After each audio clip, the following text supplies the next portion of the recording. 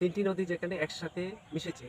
একটি হচ্ছে ওইদিকে আমাদের পূর্বতলার দিকে যাচ্ছে ধলাই নদী, আরেকটি হচ্ছে ওইদিকে যাচ্ছে, সেটা হচ্ছে সোয়ার নদী, সোয়ার।